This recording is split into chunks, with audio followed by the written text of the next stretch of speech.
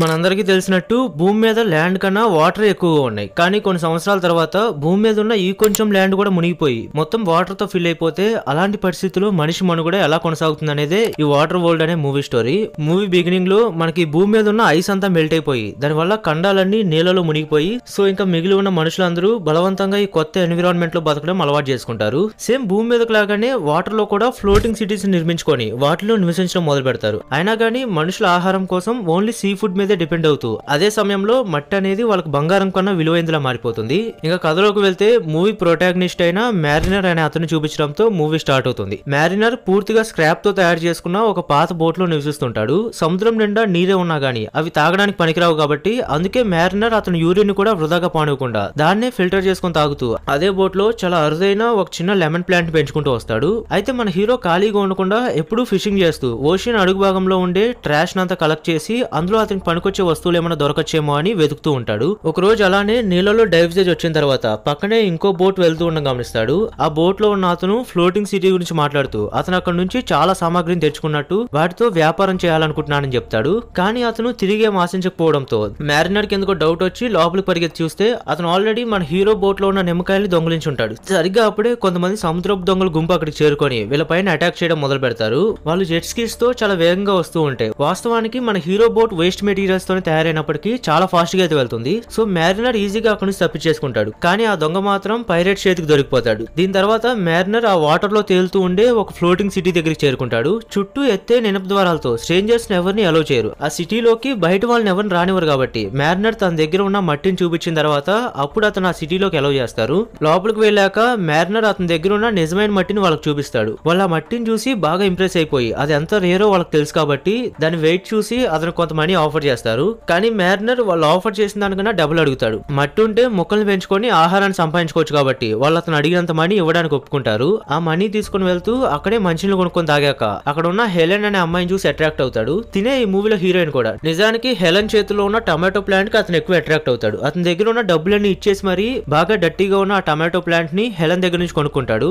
ఇంకా అక్కడ అతనికి కావాల్సినవన్నీ షాపింగ్ చేసుకున్నాక తిరిగి బోట్ దగ్గరికి వెళ్తూ ఉన్నప్పుడు ఒక ఫ్యామిలీ అతని దగ్గరకు వచ్చి మా అమ్మాయిని ప్రెగ్నెంట్ చేయమని అడుగుతారు. మ్యారినర్ చూడడానికి బలంగా ఉండడం వల్ల అట్లీస్ట్ వాళ్ళ ఫ్యూచర్ జనరేషన్ అయినా బాగుండిద్ది అనే ఉద్దేశంతో ఆ వీక్ గా ఉన్న ఫ్యామిలీ మా అమ్మాయితో పని కానిచ్చేసి వెళ్ళిపోమని చెప్తారు. కానీ మ్యారినర్ కి మాత్రం ఎందుకో ఇష్టం లేకపోవడం వల్ల అతను పని చేయడానికి ఒప్పుకోడు. దాంతో అక్కడికి వాళ్ళకి డౌట్ రావడంతో వెళ్లి చెక్ చేసి చూస్తే అప్పుడు మ్యారినర్ ఒక మ్యూటెంట్ అని తెలుస్తుంది. మన హీరో చెవులు వెనకాల అచ్చం చేపలకున్నట్టు గిల్స్ ఉంటాయి. ఇంకా కాళ్ళు కూడా మ్యూటేట్ అయిపోయి ఉంటాయి. మ్యారినర్ ఆ నీళ్ళలోకి దూకి ఎస్కేప్ అవడానికి ట్రై చేస్తే కానీ ఒక ఫిషింగ్ నెట్ సహాయంతో మన హీరోని పట్టుకుని బంధించేస్తారు. ఇంకా అదే రోజు రాత్రి హెలెన్ ఒక ముసలోడితో మాట్లాడుతూ మనం ఎప్పుడు డ్రై ల్యాండ్ మీద అడుగు పెట్టబోతున్నామని అడుగుతూ ఉంటుంది. దానికి ఆ ముసలోడు త్వరలోనే చేరుకుంటామని చెప్పి ఈ పాప వీప్ మీద ఉన్న టాటూనే మనకు ఆ ప్రదేశానికి దారి చూపిస్తుందని చెప్తాడు.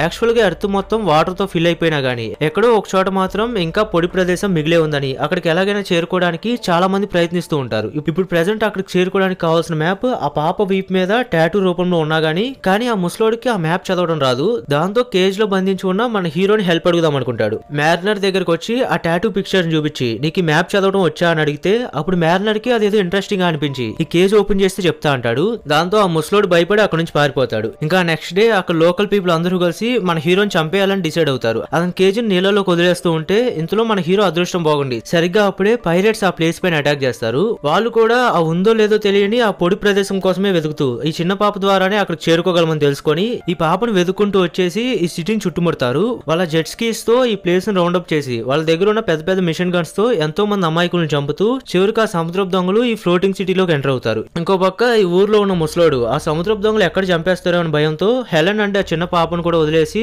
అతని దగ్గర ఉన్న ఎయిర్ బెలూన్ సహాయంతో అక్కడి నుంచి పారిపోతాడు. ఇటువైపు మ్యారినర్ అతను ఉన్న కేజ్ నుంచి తప్పించుకునే ప్రయత్నం చేస్తూ ఉంటే అనుకోకుండా ఆ కేజ్ కింద పడిపోయి అతను కొంచెం కొంచెంగా ఆ వాటర్ లో మునిగిపోతూ ఉంటాడు. అది గమనించిన హెలెన్ వెంటనే మన హీరోకి హెల్ప్ చేయడానికి వస్తుంది. కానీ హెల్ప్ చేసే ముందర వీళ్ళని కూడా అతనితో పాటు తీసుకెళ్లాలనే కండిషన్ మీదే మన హీరోని ఆ కేజ్ లోంచి బయటకు విడిపిస్తుంది. బయటికి రాగానే ఇంకిచ్చిన మాట ప్రకారం హెలెన్ ని మరియు ఆ చిన్న పాపను కూడా మన హీరో బోట్ లోకి ఎక్కించేసుకొని అలా వీళ్ళు ముగ్గురు కలిసి అక్కడ నుంచి ఎస్కేప్ అయిపోతారు. ఇటువైపు వీళ్ళ మిషన్ గన్స్ ఎటు పడితే అటు ఫైర్ చేస్తూ దానివల్ల వాళ్ళ లీడర్ బోట్ కూడా బ్లాస్ట్ అయిపోతుంది. కానీ వాళ్ళ లీడర్ సమయానికి ఆ బోట్ లోంచి దూకేసి జస్ట్ మిస్ లో తప్పించుకుంటాడు. ఇంకా యుద్ధం ఫినిష్ అయిపోగానే సరిగ్గా అప్పుడే మనకు ఆ సిటీలో పైరేట్స్ లీడర్ అని చూపిస్తారు. అతను ఆ సిటీలోకి ఎంటర్ అయి పాప దొరికిందా అని అడుగుతాడు. కానీ వాళ్ళు దొరకలేదని చెప్పి అప్పుడు ఆ పైరేట్స్ లో ఒక వ్యక్తి అసలు పాప కోసం మనం ఎందుకు వెతుకుతున్నామని అడిగితే దానికి ఆ నాయకుడు ఇప్పుడు ఈ భూమి మీద 3 రకాల మనుషులు ఉన్నారని, ఒకటి సాధారణ మనుషులు అంటే అంటే ఇలాంటి ఫ్లోటింగ్ సిటీస్ లో నివసించే వాళ్ళు. 2 సముద్రపు దొంగలు అంటే మనలాంటి వాళ్ళం. ఇంకా 3వ రకం మ్యూటెంట్స్ అని చెప్పి వాళ్ళు మనుషుల్లాగే ఉంటారు కానీ వాళ్ళకి చేపలకు ఉన్నట్టు గిల్స్ ఉంటాయి. అలాగే వాటర్ తో నిండిపోయిన ఈ భూమి మీద ఒక పొడి ప్రదేశం కూడా మిగిలి ఉంది. కానీ దాని రూట్ మ్యాప్ మాత్రం ఆ పాప దగ్గర ఉన్నట్టు ఇన్ఫర్మేషన్ వచ్చిందని చెప్తాడు. అయితే ఆ పాపని మ్యూటెంట్ అయిన మన హీరో ఎత్తుకుపోయాడని తెలుసుకొని ఆ ఇన్ఫర్మేషన్ ఇచ్చిన వాడిని కూడా చంపేసి ఇంక ఈ సముద్రపు దొంగలు మన హీరో కోసం గాలింపు మొదలు పెడతారు. ఇక్కడ సీన్ కట్ చేస్తే అక్కడ నుంచి తప్పించుకున్న వీళ్ళ ముగ్గురిని చూపిస్తారు. హెలెన్ నీకు డ్రై ఐలాండ్ దగ్గరికి ఎలా వెళ్లాలో తెలుసా అని అడిగితే కానీ మ్యారినర్ తనతో మాట్లాడడానికి అంత ఇంట్రెస్ట్ చూపించడు. అలాగే ఆ బోట్ లో వీళ్ళ ముగ్గురికి సరిపోయే వాటర్ లేవు కాబట్టి మ్యారినర్ ఆ పాపని నీళ్ళలోకి విసిరేద్దామంటాడు. కానీ హెలెన్ అలా చేయొద్దని బతిమలాడి ఆ పాపని కాపాడుకోవడం కోసం ఈవెన్ అతనితో పడుకోవడానికి కూడా సిద్ధపడింది. కానీ మ్యారినర్ తన పైన అంత ఇంట్రెస్ట్ చూపించడు. ఎందుకంటే మ్యూటెంట్స్ యాక్చువల్లీ ఎసెక్షువల్ అనమాట. సో వాళ్ళకి సెక్షువల్ ఫీలింగ్స్ అంత ఎక్కువ ఉండవు. తర్వాత ఆ పాప ఆ బోట్ మీద డ్రాయింగ్స్ వేయడం గమనించి అది చూసి బాగా ఇరిటేట్ ఫీల్ అయ్యి తన బోట్ లోంచి తీసేస్తాడు. హెలెన్ కంగారు అయిపోతుంది. ఆ పాపకి అసలే స్విమ్మింగ్ కూడా రాదు కాబట్టి హెలెన్ కూడా వెంటనే ఆ నీళ్ళలోకి దూకి తను మునిగిపోకుండా కాపాడుతుంది. చూస్తుంటే మ్యారినర్ వాళ్ళిద్దరిని వదిలేసి వెళ్ళిపోతున్నట్టు కనబడతాడు. కానీ మళ్ళీ వెనక్కి తిరిగి వచ్చి ఎక్కించుకుంటాడు. వాళ్ళ అలా బోట్ లోకి ఎక్కంగానే సరిగ్గా అదే సమయంలో అక్కడికి సముద్రపు దొంగలు ఒక ప్లేన్ లో వచ్చి మళ్ళీ వీళ్ళ మీద అటాక్ చేస్తారు. మ్యారినర్ అతను గన్ తెచ్చుకోవడానికి కిందకు వెళ్తే ఈ లోపు హెలెన్ పక్కన ఉంది ఒక మిసైల్ లాంచర్ ఏమో అనుకుని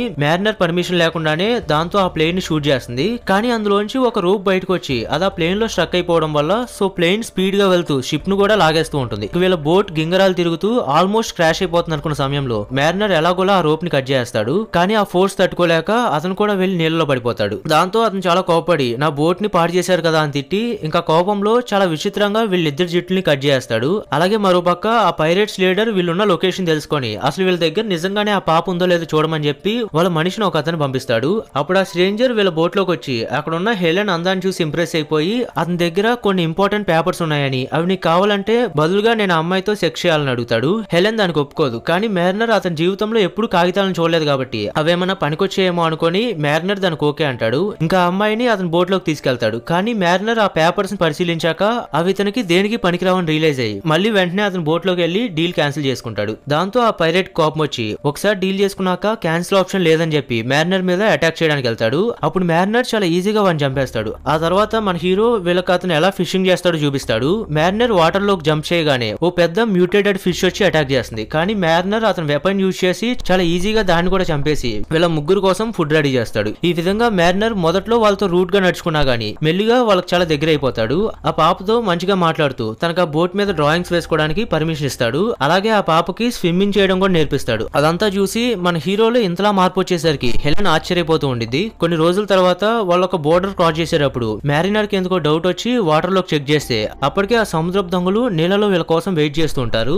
దాంతో మ్యారినర్ వెంటనే ఆ బోట్ ని వెనక్కి తిప్పేసి అక్కడ నుంచి పారిపోతూ ఉంటే ఇంకా పైరేట్స్ కూడా వాళ్ళ జెట్ స్కీస్ తో వీళ్ళని వెంబడించడం మొదలు పెడతారు. దాంతో మ్యారినర్ ఒక ఎక్స్ట్రా పారాషూట్ ను కూడా గాల్లోకి రిలీజ్ చేసి సో వాళ్ళు ఇంకా ఫాస్ట్ గా అక్కడ నుంచి పారిపోతారు. కానీ ఆ తర్వాత మ్యారినర్ కి అసలు ఎన్నిసార్లు ఆ పైరేట్స్ నా మీద ఎందుకు అటాక్ చేస్తున్నారని డౌట్ వచ్చి ఇదే విషయం హెలెన్ అడిగితే అప్పుడు హెలెన్ ఆ పాప ఒంటి మీద ఉన్న టాటూ గురించి చెప్పి అది డ్రై ఐలాండ్ మీదకి వెళ్ళడానికి దారి చూపిస్తుందని అసలు నిజం బయట పెట్టేస్తుంది. కానీ ఆ మాటలు విన్న మ్యారినర్ అసలు డ్రై ఐలాండ్ అనేదే లేదని ఇదంతా కేవలం మీ అపోహ మాత్రమే అని చెప్తాడు. కానీ తను నమ్మకపోయేసరికి దాంతో హెలెన్ ని ఒక పెద్ద గ్లాస్ బాక్స్ లో కూర్చోబెట్టి అండర్ వాటర్ లోకి తీసుకెళ్తాడు.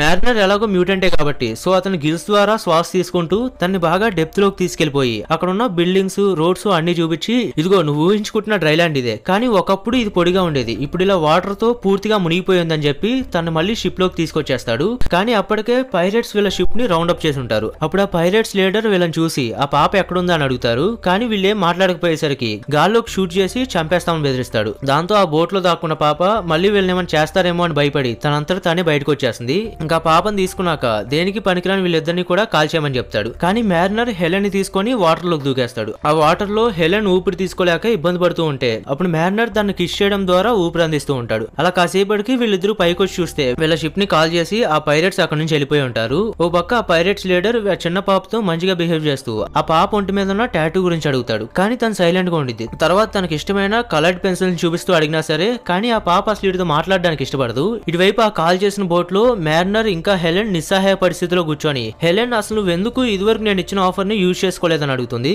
దానికి అతను నాకు అడ్వాంటేజ్ తీసుకోవడం ఇష్టం లేదని చెప్తాడు. అది విని తను ఇంప్రెస్ అయిపోయి మ్యారినర్ తో ఇంటిమేట్ అయ్యే ముందల చాలా ప్రేమగా అతనికి ఇచ్చేస్తుంది. ఇంకా పాప గురించి మర్చిపోయి వీళ్ళిద్దరు లవ్ చేసుకోవడంలో బిజీ అయిపోతారు. ఆ తర్వాత రోజు మ్యారినర్ ఎలాగోలా బోట్ ని రిపేర్ చేయడానికి ట్రై చేస్తూ ఉంటే సరిగ్గా అప్పుడే ఇదివరకు ఎప్పుడో పారిపోయిన ఆ ముసలోడు ఇప్పుడు మళ్ళీ వీళ్ళ దగ్గరికి చేరుకుంటాడు. అదే హాట్ ఎయిర్ బెలూన్ లో వీళ్ళ దగ్గరకు వచ్చి ఇంకా ఇంకా వీళ్ళిద్దరిని కూడా అందులోకి ఎక్కించుకున్నాక స్టార్టింగ్ లో ఆ పైరేట్స్ ధ్వంసం చేసిన వీళ్ళుండే ఫ్లోటింగ్ సిటీ దగ్గరకు తీసుకెళ్తాడు. ఆ రోజు రాత్రి వీళ్ళు ఇంకా ఆ డ్రై ల్యాండ్ గురించే డిస్కస్ చేసుకుంటూ అక్కడికి చేరుకోవడానికి ఆ పాప ఎంత ఇంపార్టెంటో తెలిసినా గానీ ఆ పాపను వెనక్కి తీసుకురావడానికి మాత్రం ఎవరికి ధైర్యం సరిపోదు. పైరేట్స్ ఎంత డేంజరో తెలుసు కాబట్టి ఎవరు కూడా వాళ్ళతో పెట్టుకోవాలనుకోరు. సో ఇంక మ్యారినర్ అతను ఒక్కడే వెళ్ళాలని నిర్ణయించుకుంటాడు. పోతే నేను ఒక్కడనే, తిరిగి వస్తే ఆ పాపతోనే తిరిగి వస్తానని చెప్పి అక్కడ నుంచి బయలుదేరి ఫైనల్ గా ఆ పైరేట్స్ ఉండే స్థావరం దగ్గరికి చేరుకుంటాడు. వాళ్ళు ఉండే ఆ పెద్ద షిప్ లోకి ఎంటర్ అవుతాడు. ఇంకా డైరెక్ట్ గా వాళ్ళ లీడర్ దగ్గరికి నడుచుకుంటూ వెళ్ళిపోయి మర్యాదగా ఆ పాపను ఇచ్చేయమని అడుగుతాడు. దానికి ఆ లీడర్ అసలు కాన్ఫిడెన్స్ ఏంటో అర్థం కాక చూసావుగా ఎంతమంది ఉన్నామో, ఇవ్వకపోతే ఏం చేస్తామని అడుగుతాడు. అప్పుడు మ్యారినర్ అతని దగ్గర ఉన్న మంటను వెలిగించి ఆ షిప్ ఫ్యూయల్ ట్యాంకర్ పైన పెడతాడు.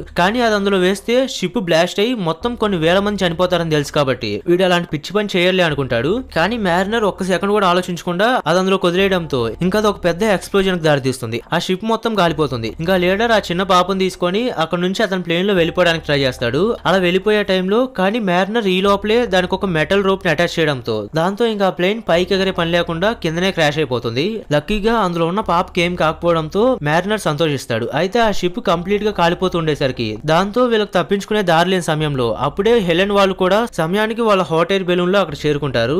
ఆ షిప్ పూర్తిగా కాలిపోక ముందే వాళ్ళొక రోప్ ని కిందకు వదిలి వీళ్ళిద్దరిని పైకి లాగేస్తారు. ఇంకా షిప్ కూడా నీళ్ళలో మునిగిపోతుంది. కానీ ఆ పైరేట్స్ లీడర్ రాను ఇంకో ఇద్దరు అతని మనుషులు మాత్రం ఎలాగోలు తప్పించుకొని మళ్ళీ వాళ్ళ జెట్ స్కీస్ తో వీళ్ళని వెంబడిస్తారు. లీడర్ ఆ హాట్ ఎయిర్ బెలూన్ షూట్ చేయడం వల్ల అప్పుడు ఆ పాప బ్యాలెన్స్ తప్పి వాటర్ లో పడిపోవడంతో అతని మనుషులతో వెళ్ళి ఆ పాపను పట్టుకోమని చెప్తాడు. ఇటువైపు మ్యారినర్ కూడా షార్ప్ గా ఆలోచించి ఆ పాపను సేవ్ చేయడానికి వాటర్ లోకి దూకేస్తాడు. కానీ దూకే ముందులా తెలివిగా అతని కాళ్ళకు ఒక రూప్ కట్టుకోవడం వల్ల ఇంకా అది బంగీ జంప్ లాగా పనిచేసి మళ్ళీ ఎలాగైతే దూకాడో అలాగే పాపను పట్టేసుకుని పైకి వెళ్ళిపోతాడు. కానీ ఆ ముగ్గురు పైలట్స్ మాత్రం చాలా వేగంగా వీళ్ళ దగ్గరికి వస్తూ వాళ్ళ జెట్ స్కీస్ ఢీకొనడం వల్ల అక్కడ పెద్ద బ్లాస్ట్ అయ్యి మిగిలి ఉన్న ఆ ముగ్గురు పైలట్స్ కూడా చనిపోతారు. ఇంకా ఆ హాట్ ఎయిర్ బెలూన్ లో వచ్చిన వ్యక్తికి ఆ పాప వీప్ మీద ఉన్న మ్యాప్ చదవవచ్చు. సో వాళ్ళంతా ఆ టాటూలో ఉన్న మ్యాప్ ని ఫాలో అవుతూ వెళ్తారు. ఫైనల్ గా కొన్ని రోజులు అలా ట్రావెల్ చేసిన తర్వాత వాళ్ళ హాట్ ఎయిర్ బెలూన్ మీద ఒక పక్షి వచ్చి వాళ్తుంది. ఇంకొంచెం ముందుకు వెళ్తే అక్కడ కనపడిన దృశ్యాన్ని చూసి ఆశ్చర్యపోతారు. వాళ్ళ జీవితంలో మొదటిసారి భూభాగాన్ని చూస్తారు. ఫైనల్ గా భూమి మీద అడుగు పెట్టినందుకు ఆనందంతో ఉప్పొంగిపోయి వాళ్ళు అక్కడికి చేరుకున్న ఆనందంలో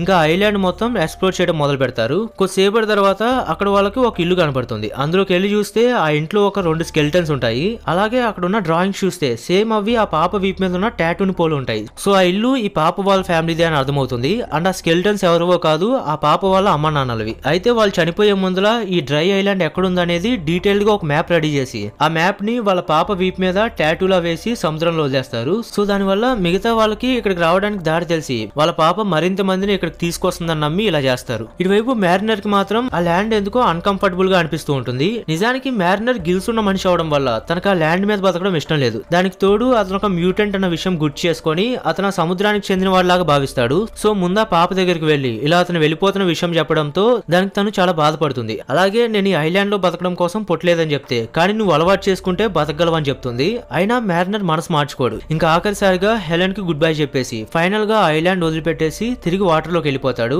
ఇంకా లాస్ట్ సీన్ లో వీళ్ళిద్దరూ మ్యారినర్ ని మిస్ అవ్వడానికి చూపిస్తూ ఇక్కడితో ఈ మూవీ ఎండ్ అవుతుంది.